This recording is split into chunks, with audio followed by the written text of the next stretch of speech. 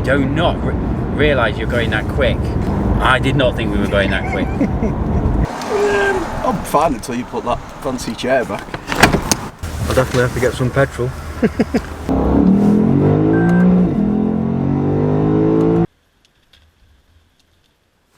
Oh, hello, welcome back to the channel. I'm Gamer, and on today's video we're going to be doing an interview with a friend of mine who owns a rather nice 2017 Lexus RCF.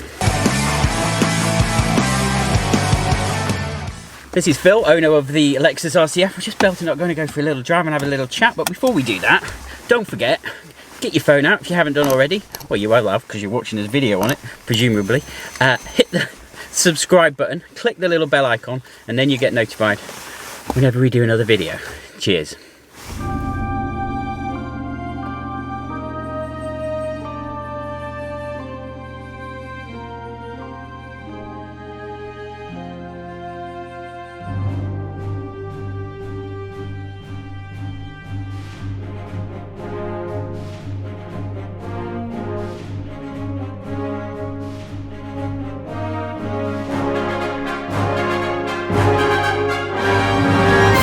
Alrighty, as I say, this is my friend Phil. Morning. We're going to have a little spin in the Lexus RCF and have a little bit of chat about it. How long have you owned it, Phil? I've had the RCF for about 2 years, 3 years. Oh wow, so you're pretty, okay, I didn't realise it was that long. You should know it pretty well by now, is the hope in terms of driving it. Get it started, let's get out. Does it have an eco mode? It does. Does it? Not that Oh, it's I all ever digital, use it. look at that. And I also have different modes. So I've got a eco mode, I've got a sport mode, and we've also got a track mode Have you? and a slalom mode. Can you see it? It says Did you have here. that on last night? Yeah, it says slalom, I can see. and then it says track. So it just changes the algorithms in the ECM. I've also got a snow button as well. Not that again I've used it. Phil is a Lexus advocate. You've got a nice pan roof. In terms of options and spec on this car, you've got heated and ventilated seats. We've got red leather interior. It's a white exterior. 5 litre V8, lovely digital dash with lots of separate modes, various sport modes, etc. And some cool stuff for measuring lap times when you're on track days and things, which, Phil, you haven't done yet. I haven't yet, no. Opportunity hasn't presented itself just yet with lockdown and all that, but Do you think you will? I'm sure get it on the track? yes, I'm sure I will. I mean, this is a Japanese muscle car, essentially, isn't it? That's it. The RCF is a lot of people think that the F stands for fast, but it doesn't. It stands for fucking quick. I'm sorry. it stands for Fuji Speedway, where the car was Does actually it? designed. Does yes. it? Yes. Oh, I didn't So know. Hey, I it was didn't know. designed for the track. So And looks-wise, it's kind of unique, and it's got that special sort of Lexus style grille that you see on a lot of Lexuses, Lexi. Let's just go back through your car history. Prior to this, you had the Maserati Ghibli, but that was a bit of a bump. yes, That was a bit of a bump in the road from a Lexus point of view, because prior to that, you'd had the IS 200 going way back, the IS 250, and the ISF, correct. which was a V8 like M3 Lexus competitor, wasn't it? Also rear-wheel drive, also like was it a four-door car? So it's like a M3 type competitor. Yes, that's right. An IS 200. If you'll remember, if you're a fan of Lexus, you'll remember that because it has a chrome knob.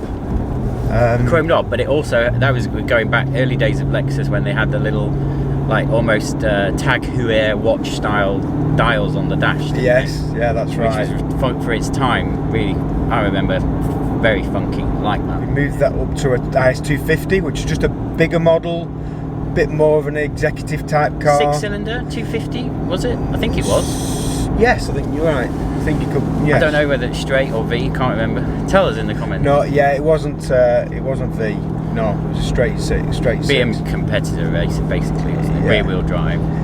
Yeah, well, the ISF was the 4 litre. Oh, that was the crazy V8. one. Yeah. I remember that. You had a blue one of those with cream leather, didn't you? 5 litre V8. Was it 5 litre? Yeah.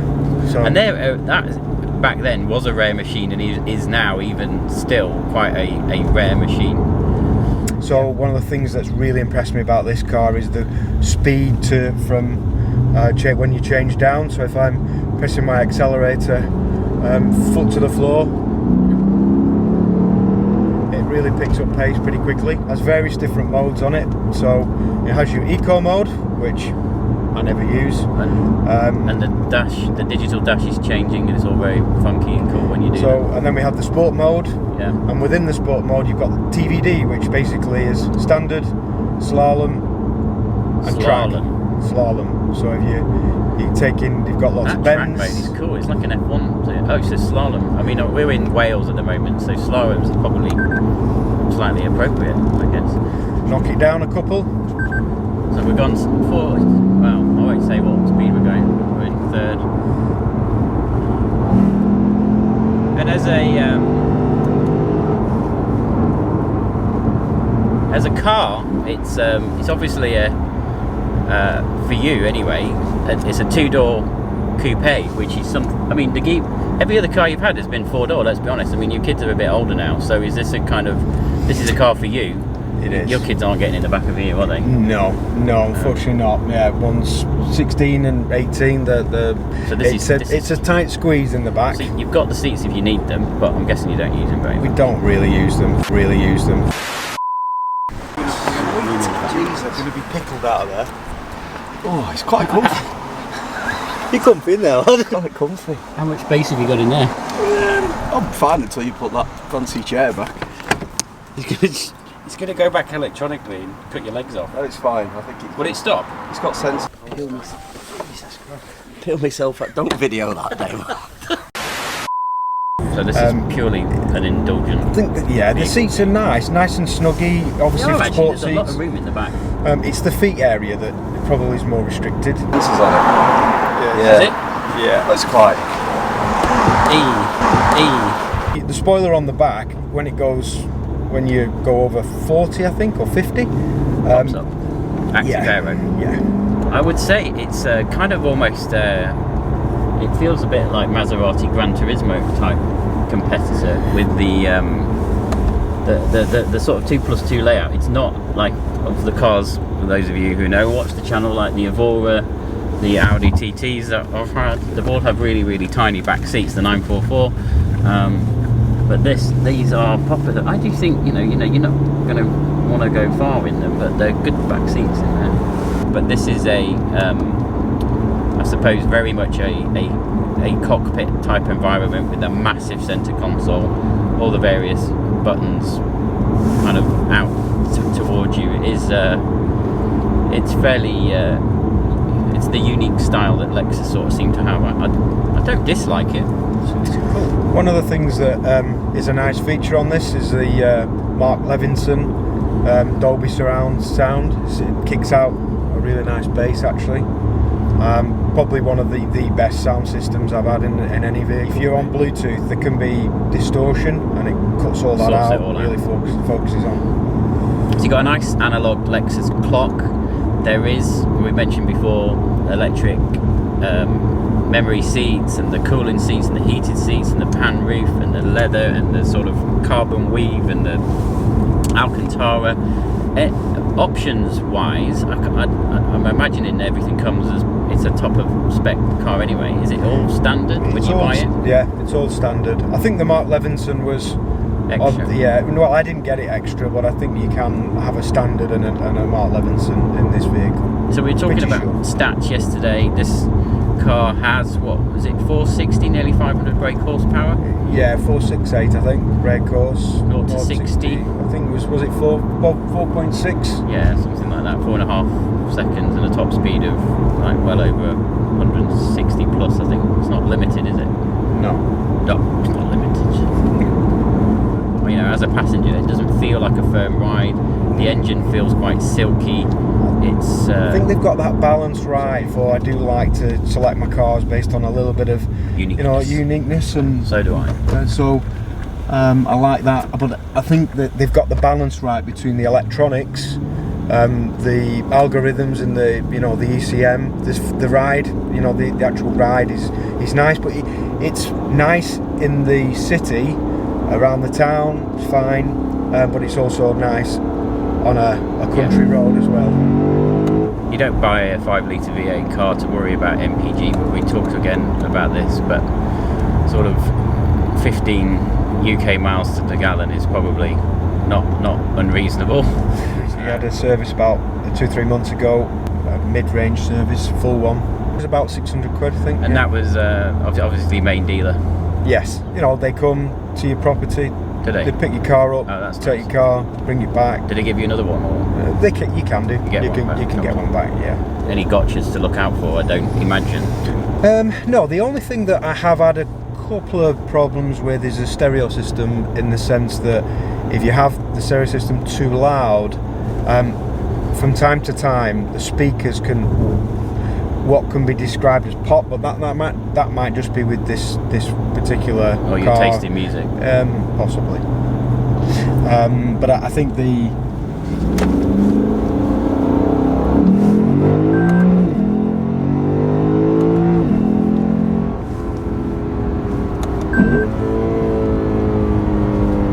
throttle blips on downshift.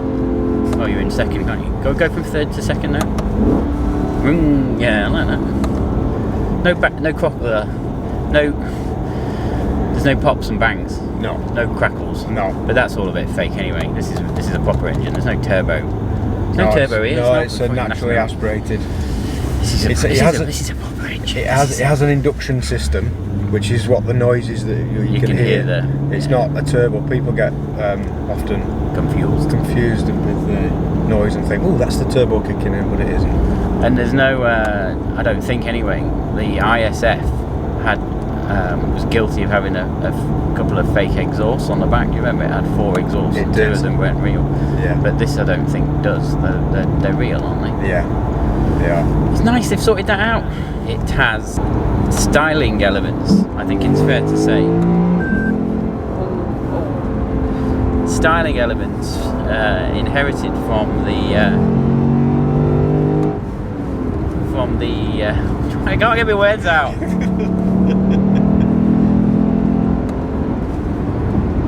Crikey! So you do not realise you're going that quick. I know.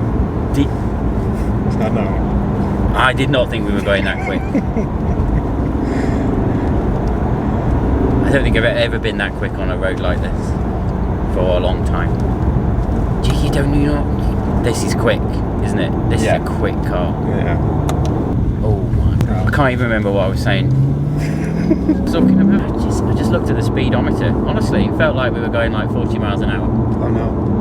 The only car I can compare this to that I've been in is BMW M5, and that was like, it's twin squall V8 flipping, and literally it was Starship quick. And again, this car, it just is a Starship. And again, but you've got no sense of, because it's so it's modern, you're so cosseted in here, it's so well insulated, you just don't, the perception of speed is different, isn't it? And it's so smooth, you do not think you're going that quick.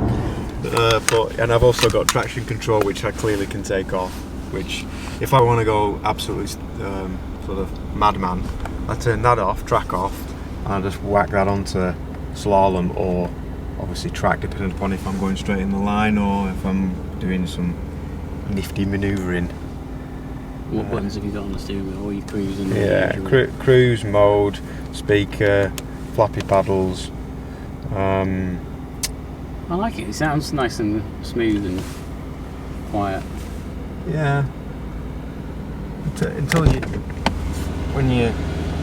don't know if you want to give it a rev, but